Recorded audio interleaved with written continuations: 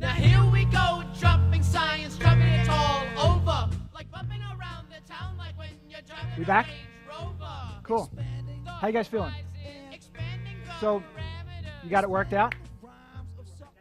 You got a workout. Yeah, and that's good. Yeah? Good. Sometimes we get a lot of work caught up in us, and we get to go out and play and get the work out. Right? And that's really what a big part of training is about. It's about getting the work out of us. So the ball's a great tool for that. Now what did we cover from this? What do you guys remember from everything we talked about this morning? What was the first thing we said? First thing we said was going to talk about assessment, right? And we said assessment has two parts. Art and science. And they're on the same line. They're diametrically opposed, but they're on the same line. So which one comes first? Art. You're an artist first, number one. And then we talked about the whole paleo story, the real paleo story, right? And by the way, if you guys are interested in looking at some more of that, of the history, the paleo history, the stuff that started in the Great Rift Valley, and then the caves that they found at Pinnacle Point, the names from some of our cultural history are really cool. I mean, if you think there's cool names in, like, you know, neurology, some of the names, like the place where humans split from apes, or the other great apes, our primate cousins, was in a place called the Great Rift Valley. And the place where we created culture was at somewhere called, or where they're finding the caves is at Pinnacle Point. I think those names are pretty cool. I mean, just to consider that. There's a website. It's an interactive website. It's hosted by Scientific American. And some of you guys that follow Scientific American, you may have already seen it. But it's from a article that they had, I think it was August of 09 or something. August of 09 or 2010. And it's called When the Sea Saved Humanity. And they have this interactive website. And the cool part is, if you guys want it, I'll send you a link to it. Just send me a note on Facebook or on email, and I'll send you guys a link to it. But it's really cool because it's interactive. It's multimedia. They have stories. Like you put your mouse over them and it pops up, and it has a little story. Or they have photos of the actual places, so what they look like now. They have interactive pieces where they can show you what it looks like as the ocean, as the tides recede. There's a bunch of video. So it's really cool. It's a lot of sensory, it's stimulating. You know what I mean? It's stimulating for your senses. It's stimulating intellectually. Because this is our story. It's our history. It's like a really cool website. It's kind of, if you think about all the stuff that you could do on the internet, it's kind of, if you have like Twitter over here and like reading something from some PhD over here, it's kind of like right in the middle. You know what I mean? That's what makes it pretty cool and pretty fun. So send me an email and I'll send you the link to check it out.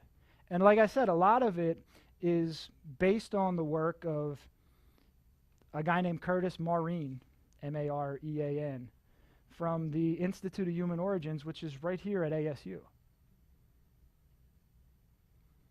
So it's pretty cool stuff, and if anything, it's just a good story. You know, it's a story of where we come from. So that was the real paleo story. And what happened with the birth of humanity was the birth of the scientist. We started making observations and measuring. We were able to store data outside. This is where culture all started. We invented counting. Then we came up with arithmetic. Right? Everything from Newton's calculus, you know, and Newton actually created his calculus and his Newtonian laws by studying the moon. And that's how he came up with gravity, by studying the moon. All of that stuff started whenever we began counting. That's pretty cool. So we talked about Z Health operating at 3 levels. What were the 3 levels? Sprint, that's the solo level. And when I say sprint, it doesn't just mean sprint. If you want to do squats, all your solo work, anything you do to take care of yourself, that's what I refer to as sprint work. It's also really good for security, for safety, right?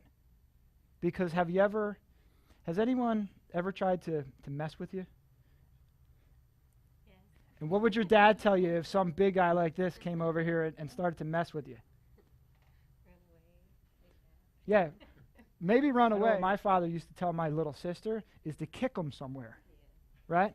Bite their ear off. Yeah, so if someone approaches you a certain way and you've practiced sprinting, you give them a good knee and then you hip turn, plyo step, and get out of there, right? So sprinting's great for security as well. Then the next level, what was the next level that we talked about? The sport level. And what did we say the sport level was? It's social. Here's the slide that I put up here.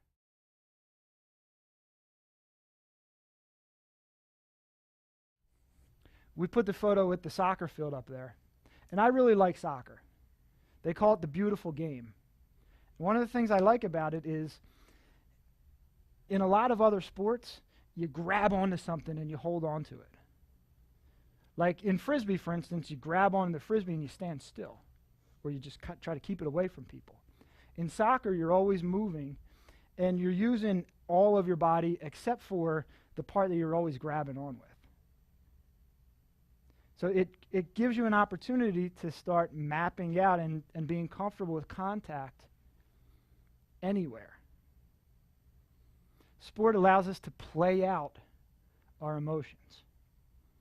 It allows us to play out our stories. Dempsey and I were having a conversation this morning about play. She was telling me how important play is. Play is important for a number of reasons, but one of them is just because we tend to get all this angst in us. Sport lets us play it out, and the contact helps. Contact is okay if you can handle it. MG, do you mind if I talk about you for a moment? Absolutely. So, in fact, do you want to discuss what you've been working on? Yeah, I guess I'll have to ask you to stand up if you wanted to do it. Okay, does this work? You can hear me? Okay. So for about a little over 2 years, I've had problems with my knees, osteoarthritis. I was supposed to have my right knee replaced about 2 or 3 years ago. And I did all of the different Z drills. I did everything I thought, except I know I didn't do everything because it still hurt. And then I had a private with Lou, and in talking about it, moving this extra 60, 70 pounds, now it's only 60 because I've lost 10 pounds, in just learning how to breathe right, I can cross my legs. My knee pain is almost gone. Excuse me. I have to be mindful, and I have to reset myself. And one of the things I didn't realize was how much threat I was under constantly. I just ignored it because I thought, I'm fat. This is just how it is, and I'm gonna have stress on my heart, and I don't have to. So I feel lighter. I can cross my legs. I can kneel. Very excited about that. And I had wished for a time when I could just walk and not think about my knees. And that happens from time to time now. So, and it's my breath. So, thank you. Sure. Thank you. And so what MG's essentially been working on is she's been practicing her control pause. Right, you guys remember control pause from T-phase? And well, think of it this way. She told me she didn't want to do a diet. And I said, okay. So I won't talk to you about fasting. But has anyone ever practiced fasting? Or has anyone ever became hungry? Right? And one of my esteemed colleagues likes to say, hunger does not equal harm. Just like pain does not necessarily equate to injury.